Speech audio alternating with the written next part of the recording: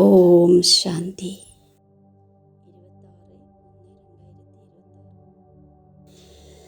ദുഃഖത്തിൻ്റെ ലോകത്തിലാണെങ്കിലും ദുഃഖമില്ലാത്ത സാമ്രാജ്യത്തിൻ്റെ സാമ്രാട്ടായി അനുഭവം ചെയ്യുന്ന അഷ്ടശക്തി സ്വരൂപരായി ഭവിക്കട്ടെ.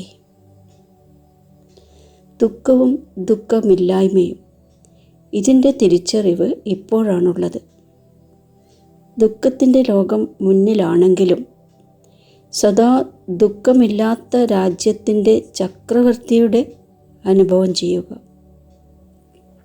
ഇത് തന്നെയാണ് അഷ്ടശക്തി സ്വരൂപരും കർമ്മേന്ദ്രിയങ്ങളിൽ വിജയിച്ചവരുമായ കുട്ടികളുടെ അടയാളം.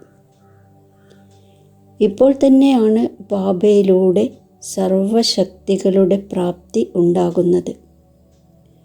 എന്നാൽ ഏതെങ്കിലും സംഘദോഷത്തിൽ പെടുകയോ അല്ലെങ്കിൽ ഏതെങ്കിലും കർമ്മേന്ദ്രിയങ്ങൾക്ക് വശപ്പെടുകയോ ചെയ്താൽ തൻ്റെ ശക്തികളെല്ലാം നഷ്ടപ്പെടുന്നു.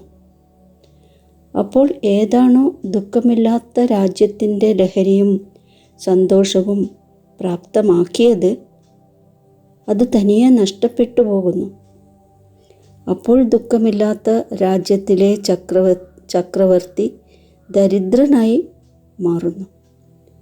ഓം ശാന്തി.